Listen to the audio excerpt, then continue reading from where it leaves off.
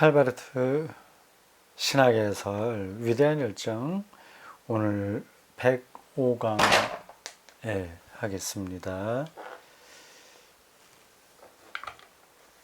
이 책을 쓴 사람이 에버하르트 부쉬라고 합니다. 에버하르트 부쉬 다이네요. 이렇게 바르트 신학을 이제 입체적으로 잘 정리해서 우리한테 소개해 준 학자가 있다고 하는 게 말이죠. 에버하르트 부쉬입니다. 칼바르트의 마지막 조교였다고 하죠. 그럼 나이가 많을 겁니다.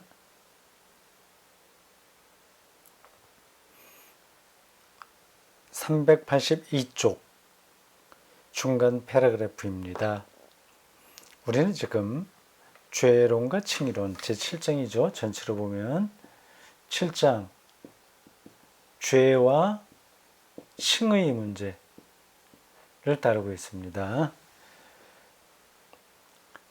이렇게 만만한 주제가 아니라고 하는 걸 우리가 책을 읽어갈수록 점점 느끼게 되죠.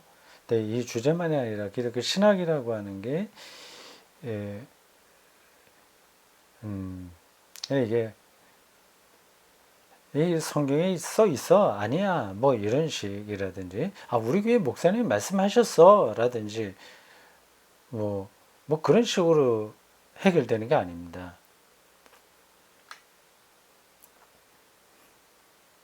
신학도 기본적으로 진리의 속성이니까 진리란 참된 거라고 얘기하는데 도대체 뭐가 참된 거냐 이런 얘기 하기 시작하면 끝이 없어요.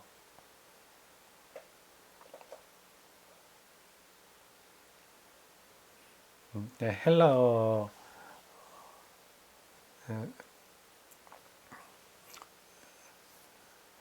거기에 빗대서 말한다면 타른페예요. 알레테이아 레테이아. 그러니까 숨겨져 있는 게 점점 드러나는 겁니다. 그게 진리의 속성이에요. 그러니 죄가 뭐냐? 의롭다고 인정받는다고 하는 게 뭐냐 하는 것이 딱 끝난 문제가 아닌 겁니다. 계속 그게 이제 드러나게 되죠. 우리의 삶 자체도 그렇습니다. 진리론적으로 산다는 것은 죽을 때까지 자기의 삶에 대해서 더 많은 것을 드러내는 겁니다. 알아가는 거죠. 이게 다 많이 숨겨져 있거든요. 비밀이죠. 네. 그렇게 진리론적으로 살면 뭐 구도적이라는 말하고도 같은 건데 좀 불안합니다.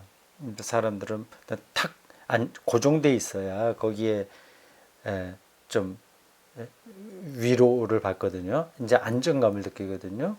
근데 진리는 타른패니까 계속 은폐된 게 드러나니까 그 말은 곧 계속 여전히 은폐성 드러나지 않은 것이 있다는 것을 느끼는 거거든요. 까마득한 거죠. 아득한 거죠. 아득한 것. 물리의 세계도 그렇고 역사도 그렇고 우리 인간이 인식하는 모든 세계가 그렇습니다. 자, 오늘 105강입니다. 잠깐 부닥쳐요. 죄와 칭의 문제 거의 뒷부분으로 왔죠. 이제 7장인데 어디 봅시다. 조금 남았습니다. 이제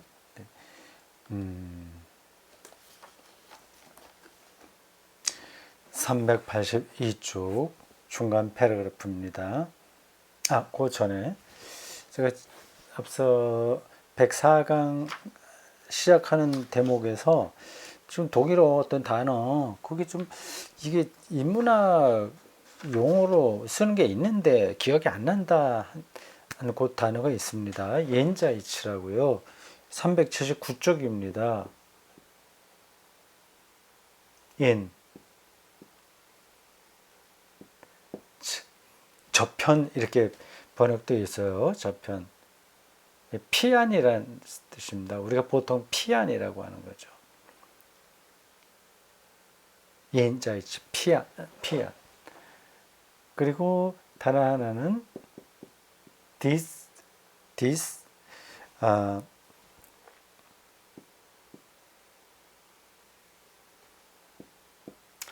S가 여기 하나인지 두 개인지 제가 지금 100% 정확하게 모르겠습니다. disguise라고 하는 거는 차안이라고 번역합니다. 이건 2편, 이건 저편인데 피안. 전문적인 용어로 이제 그렇게 써요. 피안과 차안. 피안은 저 세상, 차안은 이 세상입니다. 그게 요 단어가 생각이 안 나서 우물쭈물 하다가 지나가 버렸죠. 382쪽 중간 패러그래프입니다.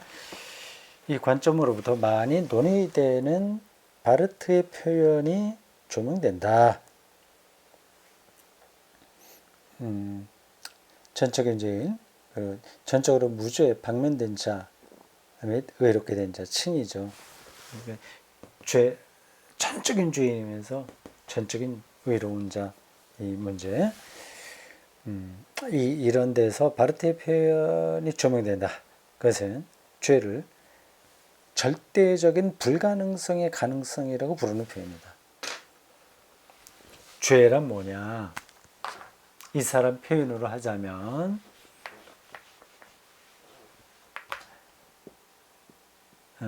죄란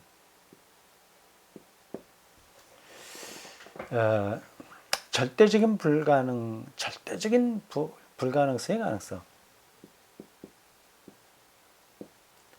적인 불가능성의 가능성.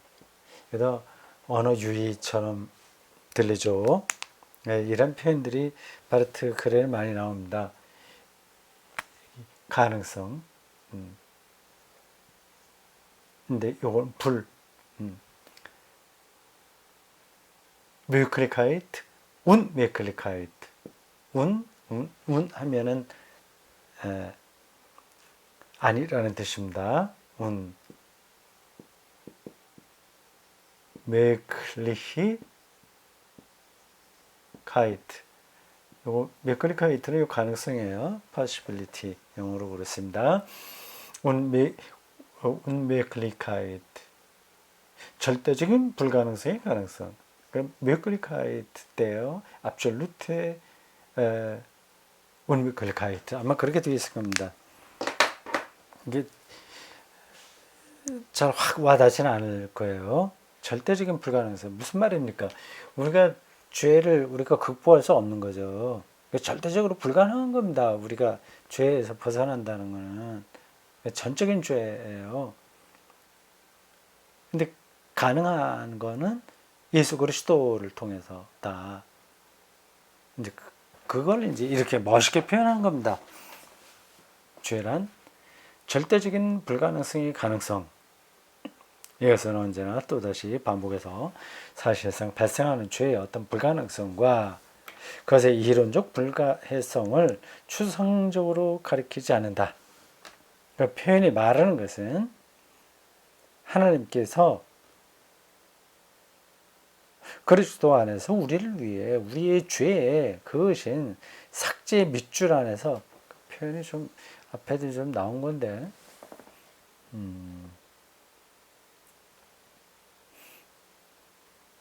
다시 보겠습니다. 이것은 언제나 또다시 반복해서 사실상 발생하는 죄의 어떤 불가능성과 반복되죠. 우리에게서요. 그것의 이론적 불가해성을 추상적으로 가리키지 않는다. 추상적으로 이야기하려고 하는 게 아니다. 이 표현이 말하는 것은 하나님께서 그리스도 안에서 우리를 위해 우리의 죄에 그것이 삭제 밑줄 안에서 무슨 교정할 때 요건 밑줄 그으면 이건 빼라 그 뜻이잖아요. 그 표현입니다. 하나님께서 우리의 죄에 밑줄을 그으셨다. 우리 죄의 모든 근거를 제거하셨고 그것이 너무도 근본적이어서 인간은 자기 자신 안에서도 죄를 향한 어떤 이유를 더 이상 가질 수 없다는 사실이다. 그럼에도 불구하고 우리가 죄를 범한다면 그래서 근거 없는 것을 행하는 것이고 이제 근거 없어진 거예요. 죄는. 근데 죄를 또 행하잖아요. 그럼 근거 없는 것을 행하는 것이고 그렇기에 그것은 그만큼 더 수수께끼와 같은 것이며 죄를 행하는 것은 그 수수께끼 같은 것이며 영원히 과거인 것 지나갔는데 거기에 매달리는 것 없어진 것 근절된 것이다. 이미 죄는 없는 건데 거기에 매달리는 거라는 뜻이죠. 죄를 범하는 것은 단순히 무엇을 하지 말라는 금지 명령을 바꿔서 그것에 위배되는 것을 행하는 것이 아니다. 이렇게 행하는 건 이제 도덕주의인 거죠. 우리의 바른 행위가 단순히 명령에 근거할 수 없고 복음을 통해 성취되었으며 그러니까 해라 마라 그게 아니라 복음을 통해서 성취되었으며 그리스도 안에서 여전히 성취되는 하나님의 계명이 근거를 두어야 되는 것처럼 그리스도 안에서 성취된 하나님의 계명이에요. 율법이 아니라 복음에서의 명령입니다. 죄도 단순히 금지 명령을 위반하는 행동이 아니라 그리스도 안에서 옛사람이 죽임을 당하여 근거를 상실한 자가 행동하는 것이다. 죄의 핵심은 비도덕이 아니고 은혜의 대적이다. 부도덕한 게 아니라 은혜를 거부하는 것, 그게 대적이다. 이렇게 표현했습니다.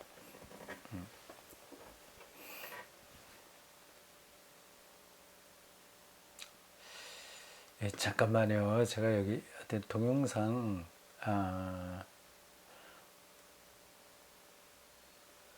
소리 파일을 영상 파일로 바꾸는 작업을 좀 하고 있거든요. 요게 한 단락이 다 돼서 그 다음 거 하나 더 좀 올려놓도록 하겠습니다. 잠깐만요. 한 30초 보면 될 것 같은데. 잠깐만요.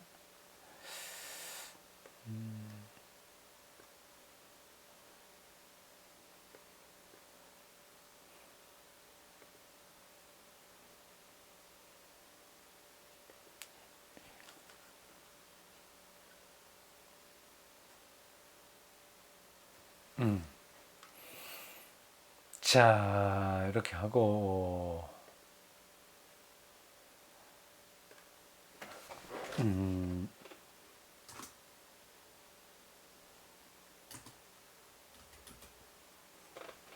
25,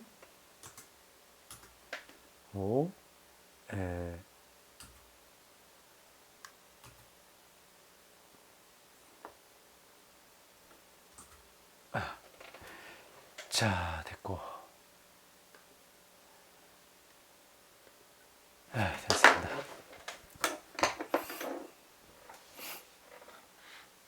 자, 그 다음 383쪽 셋째 줄입니다. 이런 맥락에서 생각한다면, 이런 맥락, 어떤 맥락이요? 비도덕이 아니라 은혜의 대적이다. 이런 맥락. 이거는 뭐 해라, 안 해라, 말하라, 이거 하면 벌받아. 그러한 차원이 아니라 이미 근거 없어진 것에 매달리는 거죠. 그러니까 복음의 명령을 대적하는 거죠.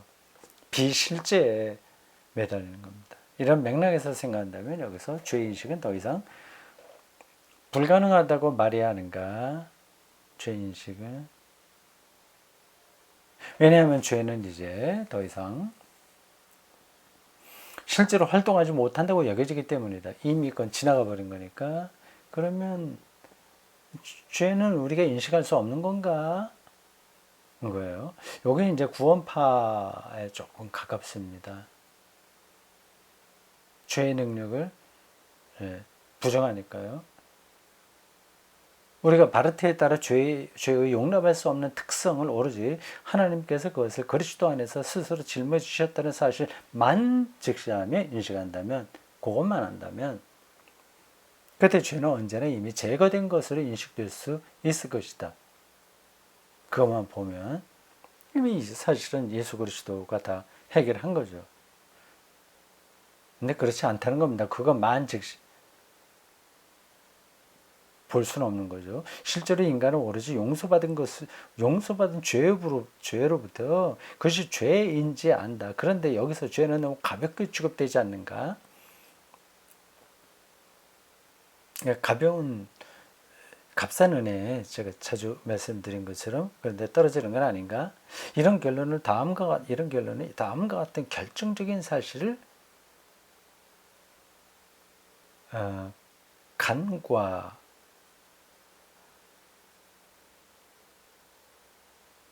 너무 성급한 것이다. 이 전문가들은 그 디테일한 데서 큰 차이가 있습니다. 큰 흐름에서는 비슷한 거예요. 피아노 연주도 마찬가지입니다. 뭐 베토벤에 뭘 친다 그러면 음대에 피아노 꼬만 다녀도 잘 치는 것 같아요. 근데 프로들하고 대학 음대생들은 하늘과 땅 차이죠. 그냥 대충 그 음악은 표현할 수 있지만 그 디테일한 데 들어가면 이건 뭐 비교가 안 되죠. 바르트가 이 죄와 칭의, 어떻게 보면 이거는 일반 복음주의 계열에 있는 설교자들의 설교 그 비슷한 것 같다 생각돼요. 근데 디테일에 들어가면 완전히 큰 차이가 있습니다. 지금 그 부분들을 얘기하는 거예요. 그것은 바르테에 의하면 인간이 스스로 죄와 맞서 싸울 수 있다고 생각하고, 그래서 화해가 그에게 아직 은폐되어 있는 한 그에게는 아직도 죄가 은폐되어 있다는 사실이다. 하나님의 화해가 우리에게 계시될 때 그와 함께 무엇보다도 우리의 죄가 우리에게 계시된다. 그때서야 죄가 우리에게 계시된다. 하나님의 무죄 방면 안에서 우리는 두 가지를 우리 뒤편에 두게 된다. 예수를 믿음으로 우리를 죄 없다고 인정하는 것, 그 사건 안에서 두 가지를 우리는 뒤로 돌리게 되는데, 이렇습니다. 용서받지 못한, 그리고 인식되지 못한 죄가 그것이다. 뒤편에 둔다는 게 무슨 뜻이에요?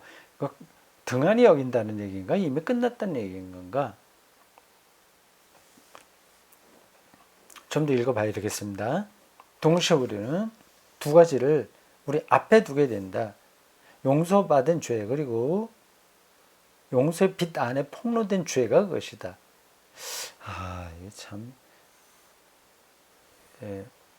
까다롭네요. 이 차이를, 이게 디테일이죠, 디테일. 그걸 느끼지 못하면 이게 지금 말장난하는 것 같아. 그렇게 될 겁니다. 그리고 시간을 더 끌지 말고 이거는 쉽게 소화돼서 우리에게 완전히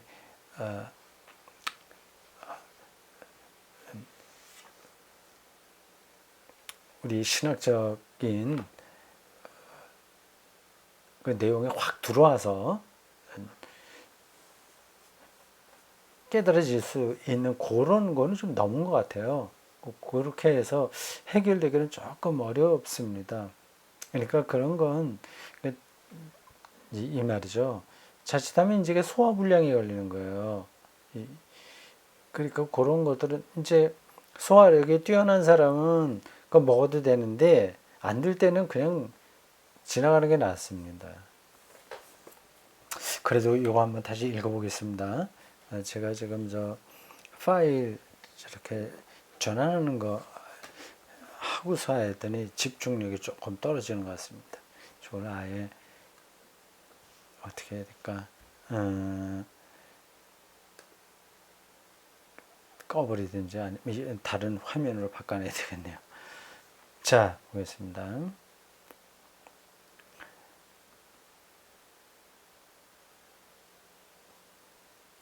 하나님의 무죄방면 안에서 무죄방면. 우리는 두 가지를 우리 뒤편에 두게 된다. 용서받지 못한 죄와 인식되지 못한 죄가 그것이다. 뒤편에 있고 동시에 우리 두 가지를 우리 앞에 두게 된다. 뒤는 볼 수가 없어요. 앞에 것만 봐요. 앞에 있는 것은 용서받은 죄, 그리고 용서의 비단에 폭로된 죄가 것이다. 인식된 죄인 거죠. 놀랍습니다. 복음 안에서만 죄를 죄로 인식할 수 있다고 하는 겁니다. 뒤에 있는 걸 못 보잖아요. 앞에 있는 걸 보는 거죠. 왜냐하면 용서받은 죄는 잊혀진 죄가 아니기 때문이다.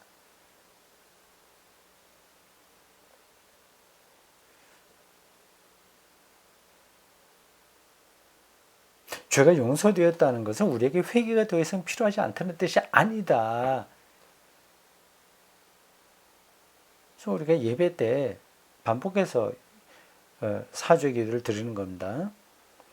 자기 죄를 인식하지 못하고 고백하지 못하는 사람, 죄가 마음속 깊은 곳에 고통을 일으키지 않는 사람, 계명의 고소 아래 서 있지 않는 사람, 모든 인간적인 확실성을 뒤흔드는 책임성, 곧 인간이 자신의 존재와 행위에서 하나님 앞에서 수행해야 하는 책임성을 굳게 붙들지 않는 사람, 쉽게 회피하는 거죠. 모든 책임성까지. 그게 죄로 느껴지지 않는 거죠. 그냥 나는 예수 믿고 의롭다 인정받고 구원받으면 되지, 여기에 떨어져 있는 거죠. 그런 사람은 하나님의 심판 안에서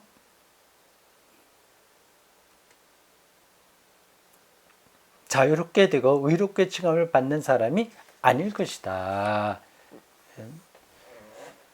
죄의 무게를 느끼지 못하는 사람은 칭의를 얻은 사람이 아니라는 거예요.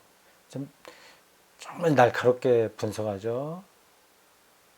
우리는 그냥 죄의 짐에 눌려 있거나 아니면 칭의 용서 구원 의롭다 인정받았으니 아무 책임감 느끼지 못하고 대충 그냥 기독교 신앙 이기주의에 떨어져서 사는데 그건 아니라는 거죠. 다시 한번 말하지만 우리가 우리 죄를 떠맡을 수는 없다. 우리가 감당을 못한다. 그러나 그리스도께서 우리의 죄를 짊어지신 비판적 화해에 상응하여 비판적 화해라. 왜 이런 비판적이라는 표현이 들어갔을까? 우리도 무엇인가를 짊어질 수는 있다. 그러나 그것은 위에서 말한 자기 비판적인 책임성이다. 우리는 하나님께서 우리 죄인들에게 말씀하신 화해의 예, 하나님과의 사이에 화해가 된 것, 예와에 상응하여, 그리고 우리 죄에 대해서 말씀하신 화해할 수 없는 아니오에 상응하여, 예에도 상응하고 아니오에도 상응하여 그분의 은혜에 대한 감사, 그리고 동시에 회개 안에서 살아가게 됩니다. 회개는 바르테에 의하면 조건이 아니고 죄인들의 은혜로운 무죄 방면의 결과다. 참 대단하죠? 이렇게 표현하네요. 우리는 뭐뭐 회개하면 용서받지 이렇게 얘기하잖아요. 그게 아니라 은혜로운 무죄 방면의 결과다. 그때 이제 회개가 명실상부하게 일어난다는 거죠. 회개를 그러니까 결국은 바르테에게는 복음 경험이 핵심입니다. 그럴 때 죄에 대한 우리의 해결 노력 의지가 불가능하다고 하는 걸 알면서 동시에 그것에 대한 책임감도 느끼게 되는 거죠. 회개를 최우선적으로 가능하게 하는 것은 무죄방면이다. 무죄방면.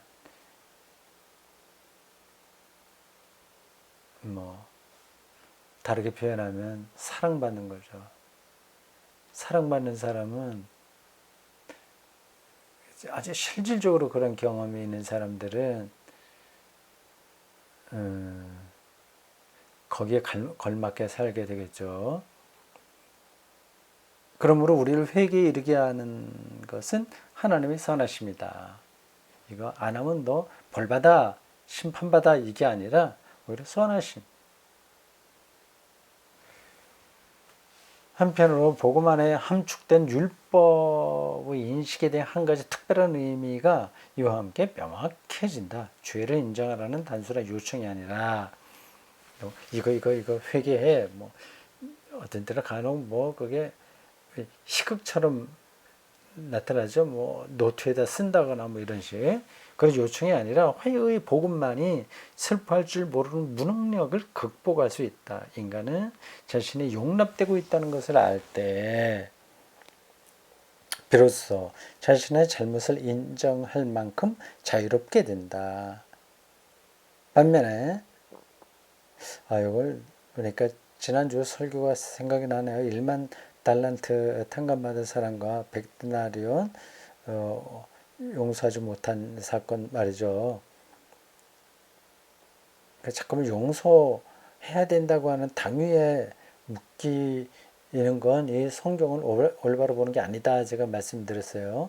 만 달란트 탕감받았다는 사실, 불쌍히 여김을 받았다고 하는 사실, 그것을 하나님이 바로 그러한 분이라고 하는 사실을 알 때 이게 이제 천국 그걸 경험하는 거죠. 그럴 때 이제 자연스럽게 거기서 우리는 백데나리온 빚진 자를 어떻게 불쌍히 여길 수 있게 되는 거죠. 그 비슷한 설교였습니다.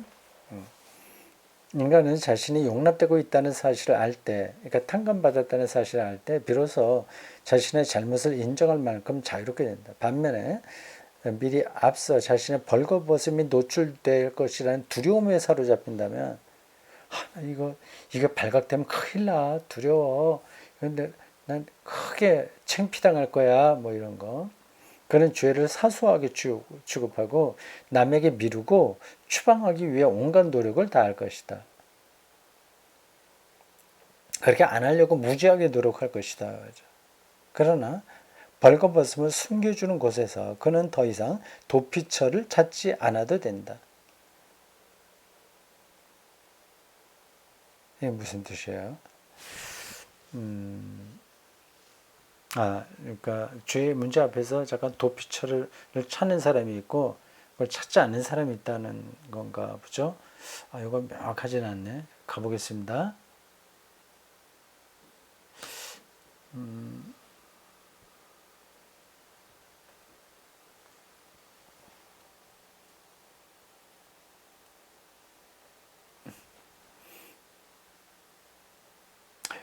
여기서 벌거벗음이라고 하는 게 벌거벗음 숨겨주는 곳이라고 하는 게 복음 안으로 들어간다는 뜻인지 아니면 뭐 자기 잘못한 것이 발각될 염려가 없다는 그런 뜻인지 그게 명확하지 않아서 그러는데 아마 전자겠죠. 되게 창피해당하는 거잖아요. 벌거벗음. 숨겨주는 것. 죄의 용서는 죄의 억압과 다르다. 이게 굉장히 중요한 구분입니다. 죄의 용서와 죄의 억압. 죄를 용서받는 거하고 죄에 억압받는 거 이건 완전히 다른 거죠. 그건 뭐뭐 했으니까 너 감옥에서 오는 살아야 돼. 이건 다 죄 억압입니다. 죄 용서는 무죄방면인 거예요.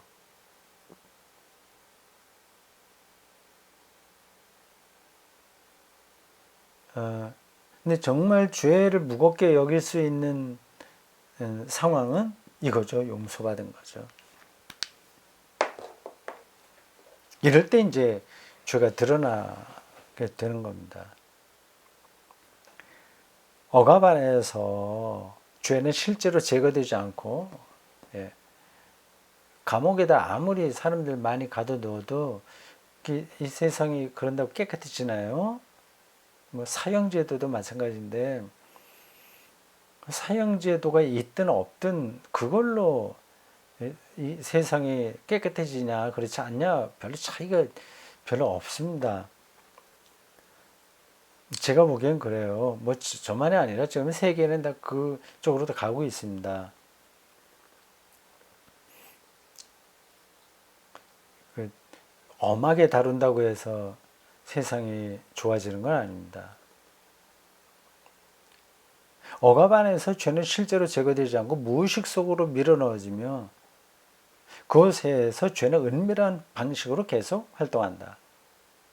죄의 억압 안에서 살아가는 삶은 억압, 은혜를 상실한 실존이다. 이게 여기서는 은혜가 사라진 거죠. 하나님의 은혜에 감사하며 살아가는 삶은 죄가 더 이상 억압될 필요가 없다는 사실에서 증명된다.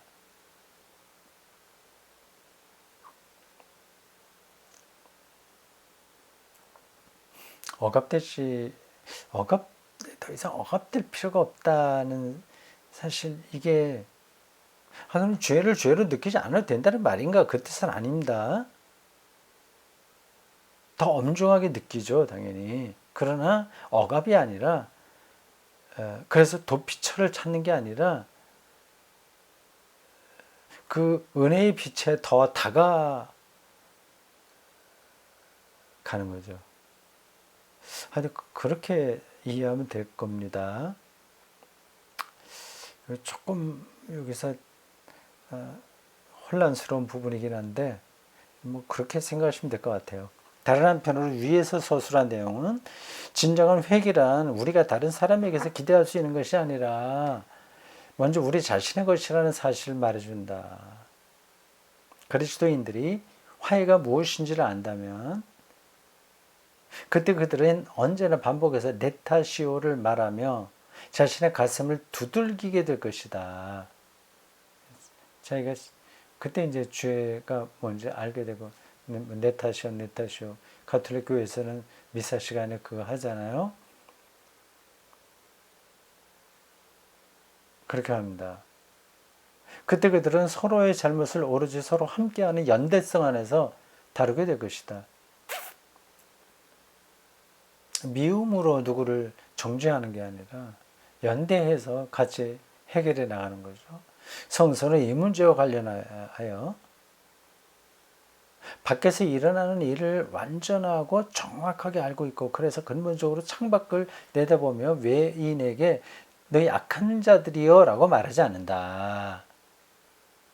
자기 내면에 이미 그 비슷한 게 있는데 어떻게 손가락질하면서 타자화하고 어떤 사람을 향해서 악한 자들이다 이렇게 얘기할 수 있겠냐는 거죠. 마태복음 7장 11절 이게 어떤 대목에서 나오는지 여러분 찾아보십시오. 산상수훈에서 나온 이야기입니다. 성서가 흥미를 갖는 죄인은 세상 사람이 아니고 그리스도인이다. 그리스도인이 이것을 우선 결정적으로 자기 자신에 대해 알고 말해야 하며 그 다음에야 비로소 다른 모든 사람에게도 말할 수 있다.